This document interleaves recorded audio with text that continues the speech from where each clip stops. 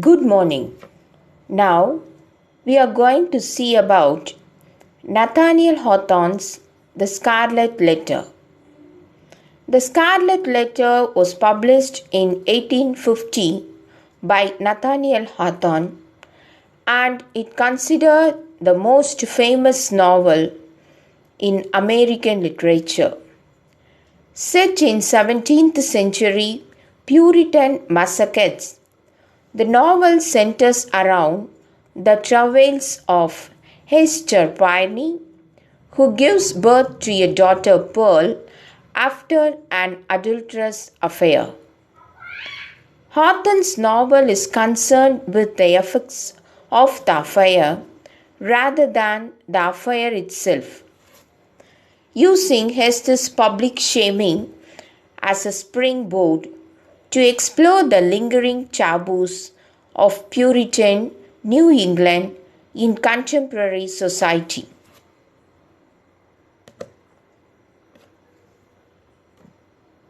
Now, we see about the Scarlet Letter.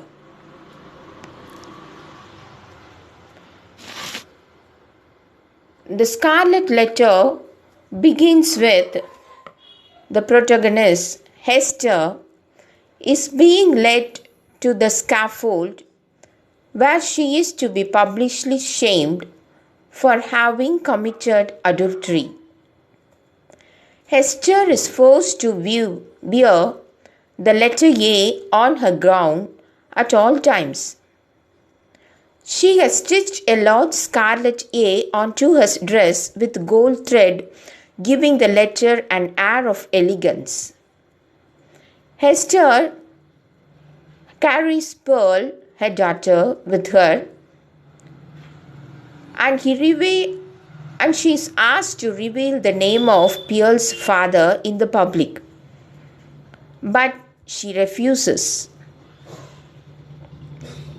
In the crowd, Hester recognizes her husband from Amsterdam, Roger Chillingworth.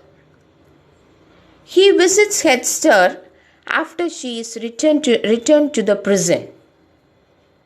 He tells her that he will find out who the man was and he will read the truth on the man's heart.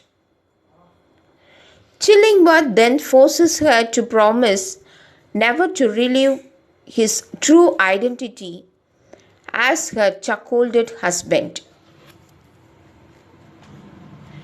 Hester moves into a cottage bordering the woods. She and Pearl lives there in relative solitude. She earns her money by doing stitch work for local dignitaries, but she often spends her time helping the poor and the sick. Pearl grows up to be wild, ever refusing to obey her mother. She is called as a child of a demon. Her attitudes says like that. Roger Chillingworth earns a reputation as a good physician.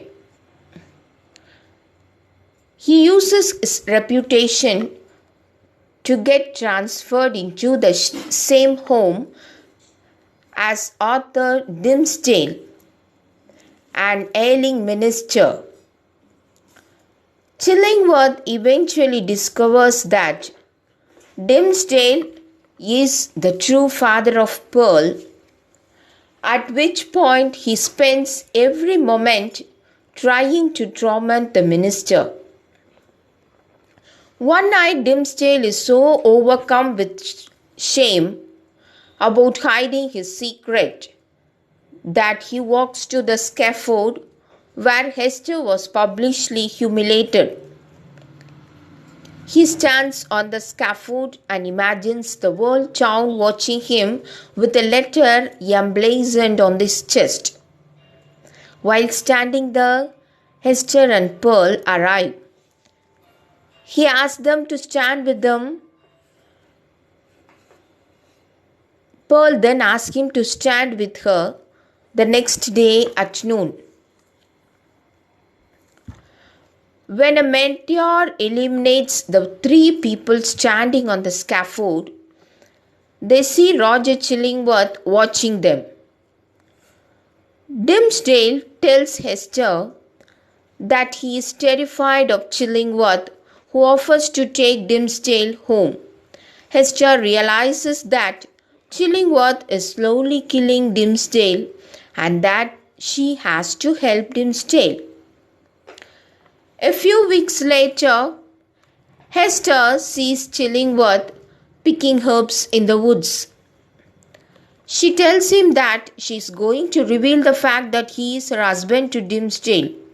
He tells her that Providence is now in charge of their fates and she may do as she sees fit. Hester takes Pearls into the woods where they wait for Dimmesdale to arrive. He is surprised to see them, but he confesses to Hester that he is desperate for a friend who knows his secret. She comforts him and tells him Chillingworth's true identity.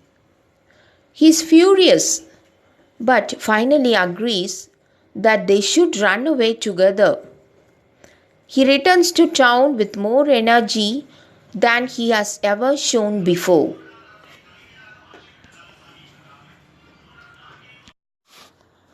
Hester finds a ship that will carry all of them, and it works out that the ship is due to sail the day after Dimmesdale gives his election sermon. But on the day of the sermon, Chillingworth persuades the ship's captain to take him on board as well. Hester does not know how to get out of this dilemma. Dimmesdale gives his election sermon and it receives the highest accolades of any preaching he has ever performed. He then unexpectedly walks to the scaffold and stands on it in full view of the gathered masses. Then Dimmesdale calls Hester and Pearl to come to him. But at the time, Chillingworth tries to stop him, but Dimmesdale laughs and tells him that he cannot win. Hester and Pearl join Dimmesdale on the scaffold. Dimmesdale then tells the people in the public that he is also a sinner like Hester and that he should have assumed his rightful place by her side over 7 years earlier. At once, he then rips open his shirt to reveal a scarlet letter on his flesh. Dimmesdale falls to his knees and dies on the scaffold after showing him to the public. After that, Hester and Pearl leave the town for a while, and after several years, Hester returns. No one hears from Pearl again, but it is assumed that she has gotten married and has had children in Europe.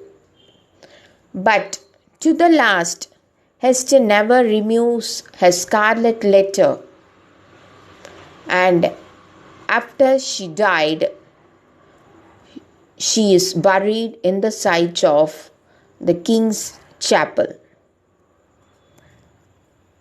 Thus, the scarlet letter reveals the character of Hester Prynne, a weaver of the scarlet letter that gives the book its title. Her alienation puts her in the position to make acute observations about her community, particularly about its treatment of women.